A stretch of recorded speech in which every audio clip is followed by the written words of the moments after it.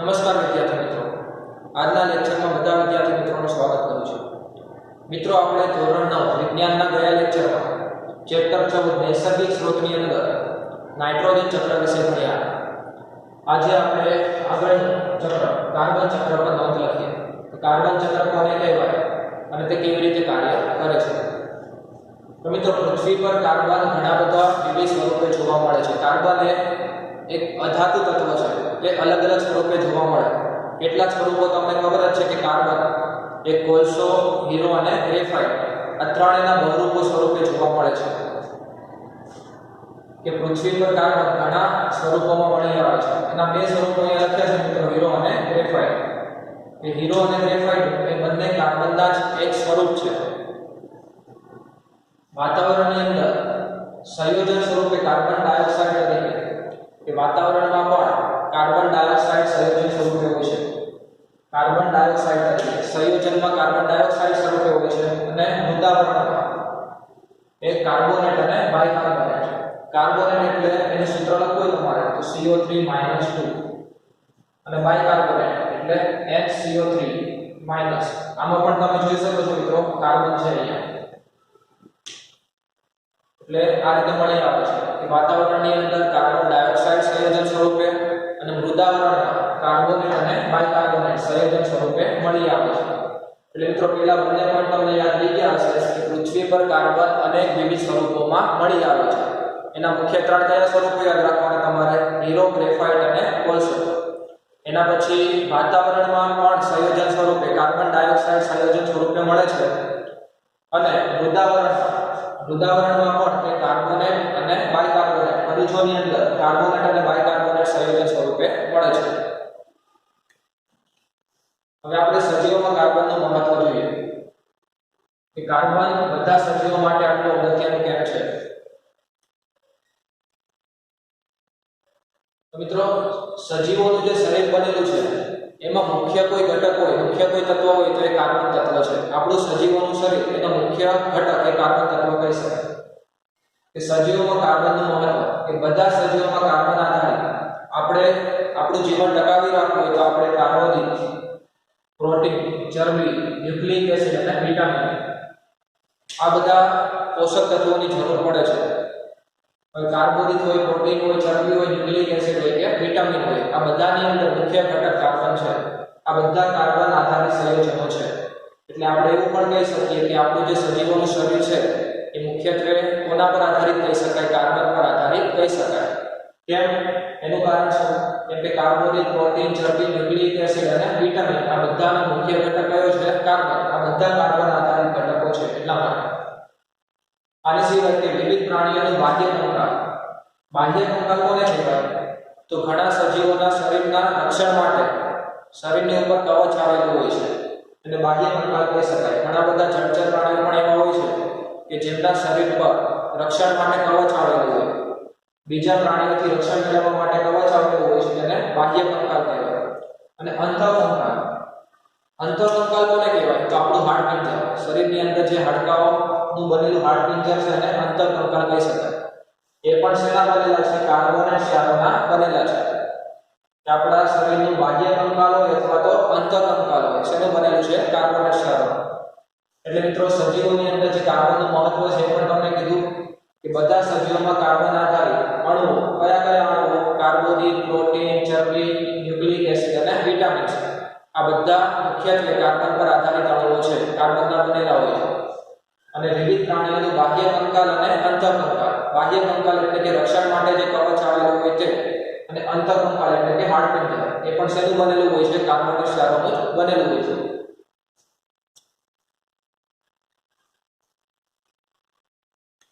આગળ જોઈએ મિત્રો કે આ કાર્બન ડાયોક્સાઇડનો ઉપયોગ કેવી રીતે થાય। કે વાતાવરણની અંદર જે કાર્બન ડાયોક્સાઇડ છે એનો ઉપયોગ કોણ કરે છે અને કેવી રીતે કરે છે? તો તમને ખબર જ છે મિત્રો, ક્લોરોફિલ ધરાવતા બધા જ સજીવો, ક્લોરોફિલ ધરાવતા બધા સજીવો એટલે કે હરિતદ્રવ્ય ધરાવતા બધા સજીવો, લીલી વનસ્પતિ, જે પણ ક્લોરોફિલ ધરાવતા સજીવો છે બધા સૂર્યપ્રકાશની હાજરીમાં કાર્બન ડાયોક્સાઇડનો ઉપયોગ કરીને પ્રકાશ સંશ્લેષણની ક્રિયા દ્વારા તેનું ગ્લુકોઝમાં રૂપાંતર કરે છે। પ્રકાશ સંશ્લેષણની ક્રિયા તમને ખબર જ છે મિત્રો કે લીલી વનસ્પતિ ધરાવતી હોય, ક્લોરોફિલ ધરાવતી હોય એવા દરેક સજીવો કાર્બન ડાયોક્સાઇડનો ઉપયોગ કરીને પાણી અને સૂર્યપ્રકાશની મદદથી પ્રકાશ સંશ્લેષણની ક્રિયા કરે છે. કે સૂર્ય ઊર્જાનું શેમાં રૂપાંતર કરે છે મિત્રો? રાસાયણિક ઊર્જામાં. સૂર્ય ઊર્જાનો ઉપયોગ કરીને પોતાનો ખોરાક અને બીજા પ્રાણીઓ માટે ખોરાક બનાવે છે અને પ્રકાશ સંશ્લેષણની ક્રિયા કરે છે. આ ક્રિયામાં શેનો ઉપયોગ થાય છે? કાર્બન ડાયોક્સાઇડ વાયુનો ઉપયોગ થાય. એટલે વાતાવરણની અંદર જે કાર્બન ડાયોક્સાઇડ છે તેનો ઉપયોગ તમને ખબર પડી ગઈ હશે કે હરિતદ્રવ્ય ધરાવતા જે સજીવો છે, ક્લોરોફિલ ધરાવતા સજીવો, એ પ્રકાશ સંશ્લેષણની ક્રિયાની મદદથી સૂર્યપ્રકાશ અને પાણીનો ઉપયોગ કરીને કાર્બન ડાયોક્સાઇડનો ઉપયોગ કરીને પ્રકાશ સંશ્લેષણની ક્રિયા કરે છે અને પોતાના માટે અને બીજા સજીવો માટે ખોરાકનું નિર્માણ કરે છે. ગ્લુકોઝ સ્વરૂપે ખોરાકનું નિર્માણ કરશે. વનસ્પતિ જે ખોરાક બનાવે એ કયા સ્વરૂપે હશે? ગ્લુકોઝ સ્વરૂપે ખોરાકનું નિર્માણ કરે છે દરેક સજીવો માટે.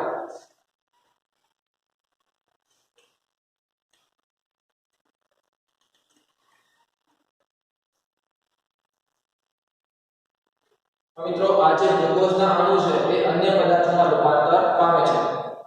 હવે આ જે ગ્લુકોઝ છે એનો બીજા સજીવો પણ ઉપયોગ કરી શકે. શેના માટે ઉપયોગ કરે? ઊર્જા મેળવવા માટે. ગ્લુકોઝનો બીજા અન્ય પદાર્થોમાં પણ રૂપાંતર પામે છે અથવા તો સજીવોમાં મહત્વના અન્ય અણુઓનું સંશ્લેષણ કરવા માટે ઊર્જા આપે છે. એટલે આ જે ગ્લુકોઝ છે એનો ઉપયોગ સજીવો ઊર્જા મેળવવા માટે કરી શકે છે. બીજા અણુઓમાં રૂપાંતર પણ પામે અને ઊર્જા મેળવવા માટે પણ તેનો ઉપયોગ થાય છે. વાતાવરણમાં કાર્બન ડાયોક્સાઇડનો ઉમેરો. એટલે મિત્રો કાર્બન ડાયોક્સાઇડનો ઉપયોગ કઈ જગ્યાએ થાય? તમને કીધું કે પ્રકાશ સંશ્લેષણની ક્રિયામાં કાર્બન ડાયોક્સાઇડનો ઉપયોગ થાય છે. એનો બીજો પણ ઉપયોગ છે કે કેટલો કાર્બન ડાયોક્સાઇડ વાયુ એ સમુદ્રના પાણીની અંદર ઓગળી જાય છે. હવે જળચર પ્રાણીઓ, કેટલાક જળચર પ્રાણીઓ પોતાના કવચના નિર્માણ માટે પણ પાણીમાં ઓગળેલા કાર્બોનેટ ક્ષારોનો ઉપયોગ કરતા હોય છે. પાણીમાં ઓગળી જાય કાર્બોનેટ ક્ષારો બનાવે છે. પછી જળચર પ્રાણીઓ કાર્બોનેટ ક્ષારોનો ઉપયોગ કરીને પોતાનું કવચ બનાવતા હોય. હવે વાતાવરણમાં કાર્બન ડાયોક્સાઇડ કેવી રીતે ઉમેરાય છે? ઉમેરો કેવી રીતે થાય? કાર્બન ડાયોક્સાઇડનું પ્રમાણ વધે કેવી રીતે? તો મિત્રો તમને ખબર જ છે કે બધા પ્રાણીઓ એ શ્વસનની ક્રિયા કરે છે. શ્વસનની ક્રિયામાં ઓક્સિજન અંદર ગ્રહણ કરે છે અને કાર્બન ડાયોક્સાઇડ વાયુ બહાર કાઢે છે. આ રીતે કાર્બન ડાયોક્સાઇડ વાયુ વાતાવરણની અંદર ઉમેરાય છે. કે જીવંત સજીવોમાં ઊર્જા મેળવવાની શ્વસન પ્રક્રિયામાં ગ્લુકોઝનો ઉપયોગ થાય છે. જે પણ જીવંત સજીવો છે તે ઊર્જા મેળવવા માટે શ્વસનની પ્રક્રિયા કરે છે અને ગ્લુકોઝનો ઉપયોગ કરે છે. શ્વસનની ક્રિયામાં ઓક્સિજનનો ઉપયોગ કરીને તે કર્યા વગર ગ્લુકોઝમાંથી કાર્બન ડાયોક્સાઇડ ઉત્પન્ન થાય છે.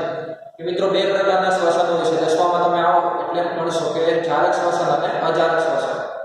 જારક શ્વસનમાં ઓક્સિજનનો ઉપયોગ થતો હોય, અજારક શ્વસનમાં ઓક્સિજનનો ઉપયોગ નથી થતો. કોઈ પણ શ્વસનની ક્રિયા હોય જેમાં ઓક્સિજનનો ઉપયોગ થતો હોય અથવા તો ઓક્સિજનનો ઉપયોગ ન થતો હોય એમાં ગ્લુકોઝમાંથી કાર્બન ડાયોક્સાઇડ ઉત્પન્ન થાય છે. શ્વસનની ક્રિયા દ્વારા ગ્લુકોઝનું દહન થાય, મંદ દહન થાય છે અને ગ્લુકોઝના દહનને અંતે કાર્બન ડાયોક્સાઇડ વાયુ ઉત્પન્ન થાય છે. કાર્બન ડાયોક્સાઇડ વાયુ ઉત્પન્ન થશે. હવે આ કાર્બન ડાયોક્સાઇડ વાયુ વાતાવરણમાં ઉમેરાય છે. એટલે શ્વસનની ક્રિયામાં આપણે કાર્બન ડાયોક્સાઇડ વાયુ વાતાવરણની અંદર બહાર કાઢીએ છીએ. હવે પડી ગઈ મિત્રો કે વાતાવરણની અંદર કાર્બન ડાયોક્સાઇડ કેવી રીતે ઉમેરાય? કે જે પણ જીવંત સજીવો છે એમાં ઊર્જા મેળવવાની શ્વસનની પ્રક્રિયામાં ગ્લુકોઝનું મંદ દહન થાય છે અને કાર્બન ડાયોક્સાઇડ વાયુ ઉત્પન્ન થાય છે. આ કાર્બન ડાયોક્સાઇડ વાયુ એ આપણે વાતાવરણમાં મુક્ત કરીએ છીએ.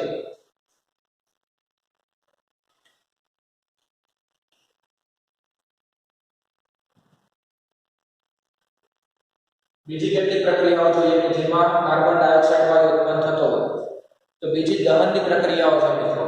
કે કોઈ પણ પદાર્થનું આપણે દહન કરીએ, લાકડું સળગાવીએ, કોલસા સળગાવીએ કે બીજા કોઈ પણ પદાર્થ આપણે સળગાવીએ ત્યારે કાર્બન ડાયોક્સાઇડ વાયુ મુક્ત થતો હોય છે.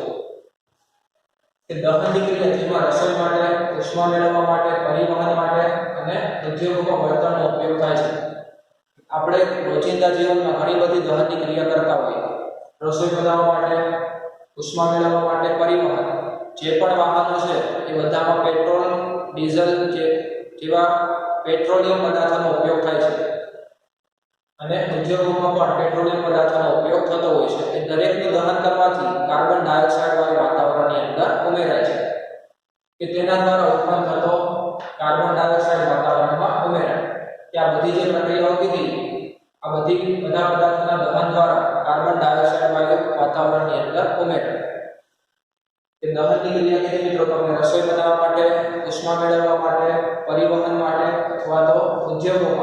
આપણે બળતણનો ઉપયોગ કરતા હોઈએ છીએ, બળતણના દહનને કારણે કાર્બન ડાયોક્સાઇડ વાયુ વાતાવરણમાં ઉમેરાય છે.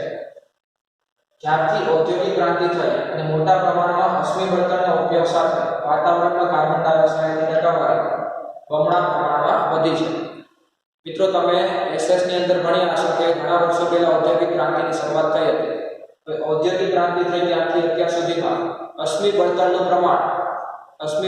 ઉપયોગ ખૂબ જ વધારે પ્રમાણમાં થાય છે, જેના કારણે અશ્મિ બળતણના દહનને કારણે કાર્બન ડાયોક્સાઇડ વાયુ વાતાવરણમાં ઉમેરાય છે. આમ કાર્બનનું વિવિધ ભૌતિક તેમજ જૈવિક ક્રિયાઓ દ્વારા પુનઃચક્રીકરણ થાય છે. એટલે કે કાર્બન ડાયોક્સાઇડ વાયુ એ વાતાવરણમાંથી સજીવોમાં અને સજીવોમાંથી પાછો વાતાવરણમાં ઉમેરાય છે. તો આ જે ચક્ર છે એને શું કહેવાય મિત્રો? કાર્બન ચક્ર કહે છે. હવે વળી મિત્રો કે કાર્બન ડાયોક્સાઇડનો ઉપયોગ ક્યાં કઈ પ્રક્રિયામાં થાય છે અને કાર્બન ડાયોક્સાઇડ કેવી રીતે વાતાવરણમાં ઉમેરાય છે. મિત્રો, આગળનો પ્રશ્ન જોઈએ આપણે કે ગ્રીન હાઉસ એટલે શું? ગ્રીન હાઉસ અસર કોને કહે છે? ગ્રીન હાઉસ કોને કહેવાય મિત્રો?